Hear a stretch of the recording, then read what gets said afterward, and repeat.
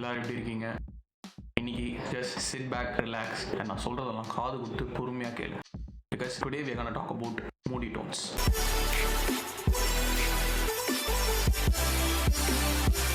ஒரு கதை சொல்லிட்டா சார்.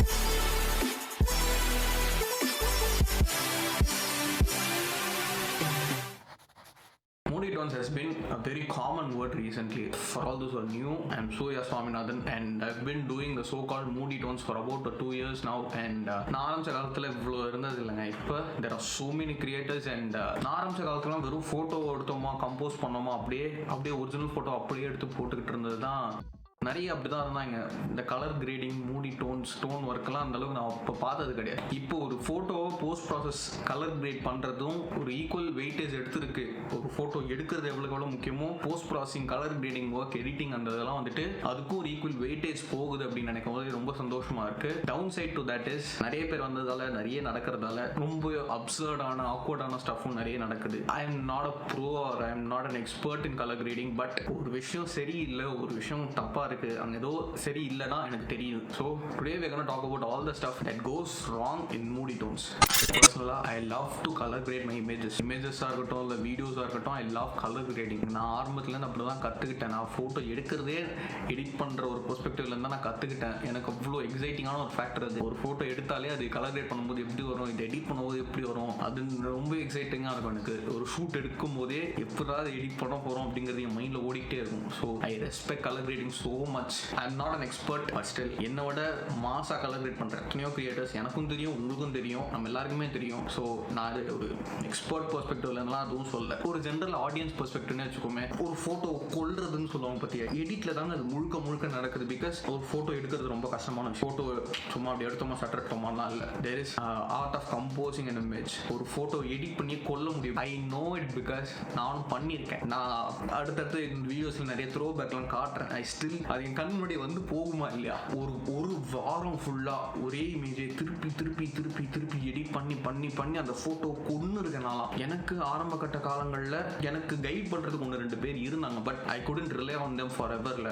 ஒவ்வொரு ஃபோட்டோவும் போயிட்டு இது நல்லா இருக்கா, இது ஓகேவா, இதில் என்ன தப்பு அப்படிலாம் போய் கேட்டுட்டு இருக்க முடியாதுன்றதால all I did was self learning. And நான் வந்துட்டு ரேண்டமாக இந்த ஸ்க்ரீன் ரெக்கார்ட்லாம் பார்த்து தான் தப்பாக கற்றுக்கிட்டு தப்பாக எடிட் பண்ணி நானே ஓவர் எடிட் பண்ணி அதெல்லாம் நிறைய பண்ணி தான் கற்றுக்கிட்டேன். ஐ know where moody tone gets completely out of the league. இந்த ஸ்டெப்ஸ்லாம் ஃபாலோ பண்ணாதான் மூடி டோன் இல்லை, அது மூடி டோன் இல்லை அப்படிங்கிற மாதிரி. If moody tone was defined it could have been easier. நானும் இந்த ஸ்டெப்பை ஃபாலோ பண்ணுங்க, இதாங்க மூடி டோன்ஸ் அப்படின்னு சொல்லியிருப்போம். உங்களுக்கு அது ஈஸியாக புரிஞ்சுக்கும். But that's not the case. Colour grading and moody tone as it is, it's more of an experimental stuff. அது என்ன வேணா இருக்கலாம், எப்படி வேணா கொடுக்கலாம். அதுதான் அதோட மேஜர் டிஸ்அட்வான்டேஜ்.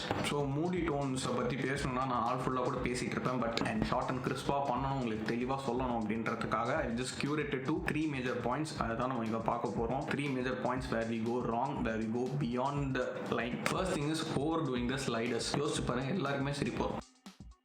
ட்ரூ ஃபேக்ட், எல்லாருமே பண்ண விஷயம் தான். அந்த sliders are not a play thing. நான் ஏற்கனவே ப்ரீவியஸ் வீடியோவில் தான் சொல்லியிருந்தேன், editing is a very very powerful thing. Overdoing ஸ்லைடர்ஸை பற்றி நான் இன்னும் தெளிவாகவே பிரேக் டவுன் பண்ணுறேன். ஜென்ரலாக ஒரு ஸ்லைடர் +100 -100 வரைக்கும் இருக்குமா, எனக்கு தெரிஞ்ச வரைக்கும் என்ன கேஸாக இருந்தாலும் சரிங்க, +100 -100 வரைக்கும் போகிறதுக்கான நிலைமையே இருக்காது, போகவும் கூடாது. அங்கே தாங்க ஆரம்பிக்கும் அந்த அப்சஷனே. அப்படியே எதுவாக இருந்தாலும் removing the shadows, removing the ஹைலைட்ஸாக இருக்கட்டும், எதுவுமே நம்ம வந்துட்டு அந்த ஸ்லைடர்ஸை மேக்ஸிமம் இழுத்துட்டு போனோம்னா அந்த ரெக்யர்மெண்ட் கிடச்சிரும் அப்படின்ற.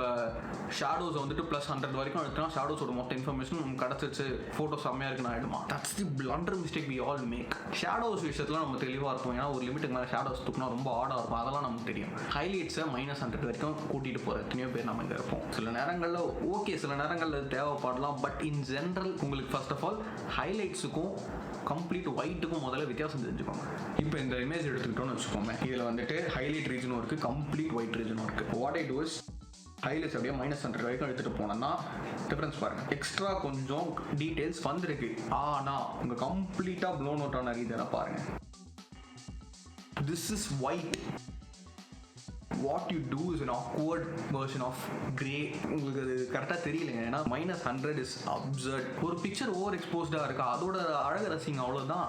ஒரு பிக்சர் ஓவர் எக்ஸ்போஸ்டாக இருக்கிறது தப்பே கிடையாதுங்க. ஒரு லிமிட்டுக்கு மேலே ஹைலைட்ஸ் ரொம்ப ப்ளோன் அவுட்டாக இருக்கா, பரவாயில்ல, அது ஓவர் எக்ஸ்போஸ் ஒரு பிரைட்டான இமேஜாக இருந்துட்டு போட்டோம், அவ்வளோதான். இந்த ரால் எடுக்கிறவங்களுக்கும் அதுதான் நான் சொல்கிறேன். ஓவர் ஃப்ளெக்சிபிலிட்டின்ற கேஸில் நம்ம ஓவர் டூ பண்ணிடுறோம். ஓவர் எடிட்டிங் இஸ் அது ஒரு அடிக்ஷன், ஒரு அப்சஷன். அந்த ஸ்லைடர் உங்கள் கையில் இருக்குன்றதால ஓவர் எடிட் பண்ணிடக்கூடாது. இந்த ரால் எடுத்துட்டா நிறைய ஷேடோ இன்ஃபர்மேஷன், நிறைய ஹைலைட் இன்ஃபர்மேஷன்லாம் போஸ்ட் ப்ராசஸிங் மூலமாக கொண்டு வர முடியும் அப்படின்றதுனால all they do is just that.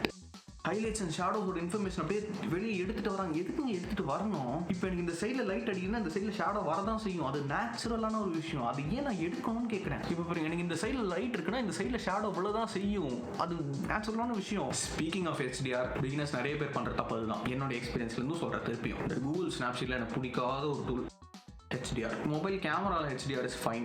ஒரு லிமிட்டில் தேவைன்ற கேஸில் HDR டஸ் இட்ஸ் பர்பஸ். ஸ்னாப்சீட்டில் HDR பண்ணுறவங்களா இருந்தீங்கன்னா தயவு செஞ்சு உங்களுக்கு எஞ்சி கேட்டுக்கணும், அதை விட்டுருங்க. அதை ஏன் அந்த டூல் இருக்குன்னு எனக்கு இப்போவும் தெரியல. ஃப்ரம் மை பாஸ்ட் நான் சொல்கிறேன். The only good thing happen was that எனக்கு ஒரு அருமையான ஒரு நண்பர் எனக்கு வந்துட்டு, சூர்யா HDR பண்ணவே பண்ணாத, அது மேஜர் தப்பு, அது ஒரு ஃபோட்டோவோட அழகை கொண்டுடுது. ஏன்னா HDR பார்க்கும்போது வா செம்ம டீட்டெயிலாக இருக்குது, செம்ம கிளாரிட்டியாக இருக்குன்னு தான் தோணும். That's complete madness. கிளாரிட்டியும் ஷார்ப்னஸ் டூல் யூஸ் பண்ணுறவங்க அதே தான் சொல்கிறேன். இந்த கிளாரிட்டிலாம் +50 மேலே எழுத்துட்டு அப்போட பிக்சர் செம்ம கிளியராக இருக்குடா, செம்மையாக இருக்குடான்னா அந்த ஈஸன் இல்லை. முதல்ல அந்த எக்ஸைட்மெண்ட்டை கூல் டவுன் பண்ணும். அங்கே தான் ஓவர் எடிட்டிங் ஸ்டார்ட் ஆகும். அந்த ஓவர் எடிட்டிங் அப்படியே ஒரு ஹேபிட் ஆகும். அந்த ஓவர் எடிட்டிங்கே நம்ம ஆட்டிடியூட் ஆகிடும். அது நமக்கு வேணும். That is the first step where we go wrong in colour grading and image. ஏன்னா என்னதான் கலர் கிரேடிங் ஒர்க்காக இருந்தாலும் பேசிக் அட்ஜஸ்ட்மெண்ட்ஸ்லேருந்து பேசிக் செட்டிங்ஸ்லேருந்து அந்த கரெக்ஷன்ஸ்லேருந்து தான் நம்ம மூடி டோனுக்கான பேஸே அங்கே தான். ஸோ அங்கே நம்ம ஓவர் டூ பண்ணாமல் இருந்தால் தான் நம்ம மூடி டோன்ஸ்லேருந்து கலர் கிரேடிங்லேருந்து எல்லாமே ஸ்மூத்தாக முடியும். So the one is over doing an image kills a picture which we don't want to do. That being said, second factor is the colors. Colour கிரேடிங்கிறது அவ்வளோ அழகான ஒரு விஷயம். நான் அதை பற்றி பேசிகிட்டே போயிட்டே இருப்பேன். கலர்ஸ் ரொம்பவே டெலிகேட்டான ஒரு விஷயம். அதுவும் இமேஜ் ப்ராசஸிங்கை பொறுத்தவரைக்கும் கலர்ஸ் ரொம்பவே டெலிகேட்டான விஷயம். ஸ்கை கலர் வந்துட்டு ப்ளூவாக இருந்தாலும் நம்ம ப்ராசஸ் பண்ணும்போது சயான், ப்ளூ, பர்பிள் 3 கலரில் தான் ஸ்கை கலர் வரும். Skin don'ts orange and red, சில நேரங்கள் எல்லோஸில் கூட வரும். இலை எல்லாமே க்ரீன், எல்லோ, சில நேரங்கள் சயானில் கூட வரும். அதையும் நம்ம ஓவர் டூ பண்ணக்கூடாது. ஏன்னா நமக்கு வந்துட்டு கலர், அதுவும் சொன்னேனே தான், அந்த ஒரு எக்ஸைட்மெண்ட் வர தான் செய்யும்.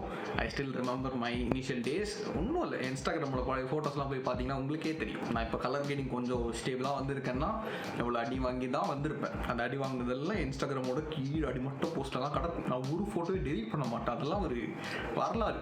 சூர்யா இப்படிலாம் அடி வாங்கி இப்போ இந்த நிலைமைக்கு வந்திருக்கோம் அப்படி உங்கள்கிட்ட எடுத்து காட்ட வேணாமா? ஆக்வர்டான க்ரீன் ஷேடாக இருக்கட்டும், ஆக்வர்டான ஸ்கை கலராக இருக்கட்டும், எல்லாமே ஐ ஹவ் டன். அதுக்கு ஒரு சின்ன ஒரு ரெமெடி சொல்கிறேங்க, ஒத்துக்கிறேங்க.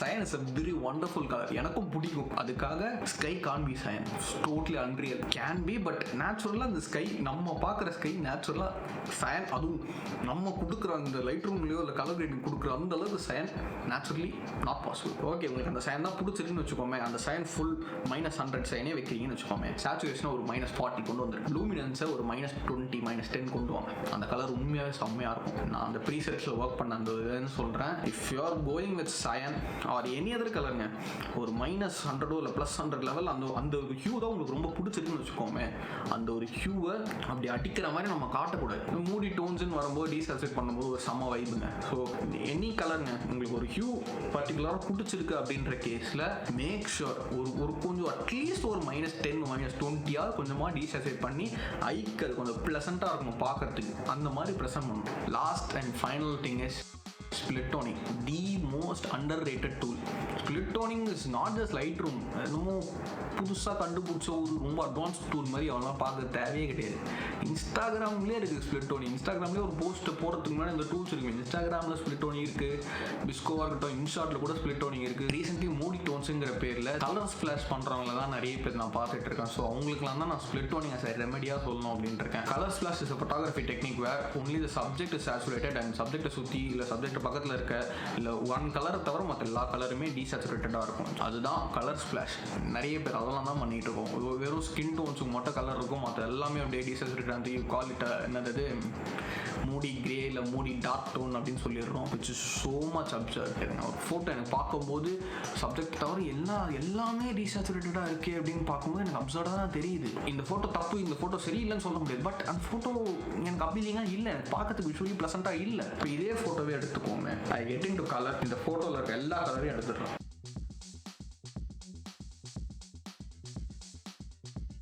இப்போ இது மூடி டோனான்னு கேட்டிங்கன்னா எனக்கு மூடி டோனா இது தெரியல. This is called as colour splash.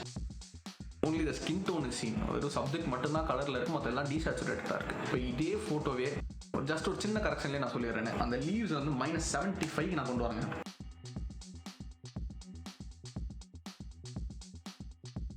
சயனை கொஞ்சம் டீசேச்சுரேட் பண்ணிவிட்டு லூமினன்ஸ் லைட்டாக கீழே இறக்கிட்டாச்சு சார். இந்த கேஸில் இப்போ நான் ஸ்ப்ளிட் டவுனிங் போயிட்டு ஷேடோஸில் சயனை செலக்ட் பண்ணிட்டு சேச்சுரேஷன் வந்துட்டு ஒரு 10 வரைக்கும் வைக்கிறேங்க. ஹைலைட்ஸில் வந்துட்டு ரெட் ஹியூவில் இருக்கட்டும், அதில் ஒரு 10 வைக்கிறேங்க.